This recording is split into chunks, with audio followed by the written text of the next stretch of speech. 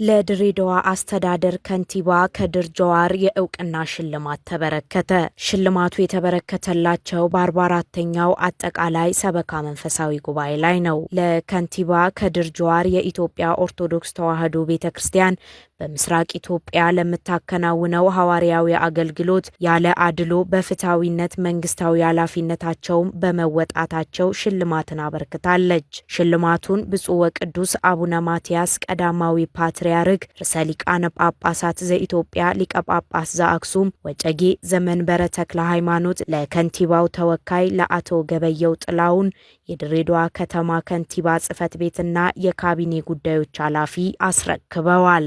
ተወካዩ አቶ ገበየው ለክቡር ከንቲባቸው በተደረገው ነገር ምስጋና አቅርበው ድሬዳዋ ከተማ የሃይማኖት መቻቻልን ለማስቀጠል በትኩረት እየሰራች ያለች ሀገር ናት። ለዚህም ማሳያ ይሆን ዘንድ ኦርቶዶክሳውያን ለቅዱስ ገብርኤል ዓመታዊ በዓል ወደ ቁልቢ ሲመጡ የድሬዳዋ ሕዝቦች የሚያከናውኑት ተግባር ግልጽ ማሳያ ነው ብለዋል። ኢትዮጵያ በሃይማኖት መቻቻልና መከባበር እንዲሁም በሃይማኖት ትውልድ ለመቅረጽና መልካም ስብዕና ያለው ዜጋ እንዲፈጠር ያለውን ድንቅ እሴት በመርዳት ከጥንት ጀምሮ እስካሁን ከትውልድ ትውልድ ማስቀጠል የቻለች ሀገር ናት።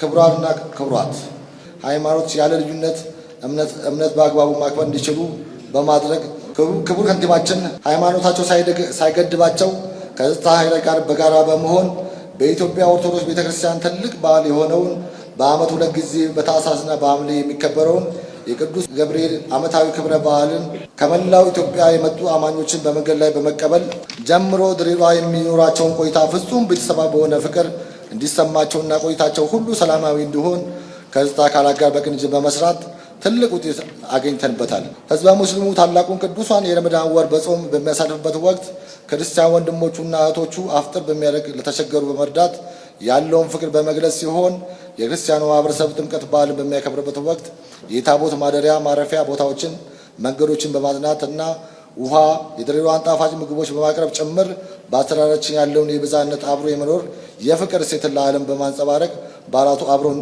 እያከበሩ ይገኛሉ። በእምነት መካከል ያለውን ልዩነት በማጥበብ በመከባበር አማኙ ህብረተሰብ ለአስተዳደሩ እድገትና ብልጽግና እንዲተጋ በማድረግ ረገድ ትልቅ ድርሻ እየተወጣ እንገኛለን። አያይዘውም አቶ ገበየው እንዳሉት በመንፈሳዊ አስተምሮ ሀገር የሚገነባ ትውልድን መፍጠር እንደሚገባም ጠቁመዋል። በመጨረሻም ይህ ታላቅ መድረካችሁ የተሳካ እንዲሆን እየተመኘው በመንፈሳዊ አስተምሮ በተቋማት ስሪትና ታማኝ የህዝብ አገልጋይ ሀገርን የሚገነባ በመልካም ስብዕና የበለጸገ ዜጋን በመፍጠር ሰው ተኮር ተግባራትን እንዲጠናከሩ እንደ ድሬዳዋ አስተዳደር ለሃይማኖት ተቋማት ፎረም እያደረገን ያለውን እገዛ በማጠናከር በቀጣይም አስፈላጊውን ድጋፍ የምናደርግ መሆኑን እየገለጽኩ የአባቶቻችን ችግር በረከትና ጸሎት በሁላችን ላይ ይደር።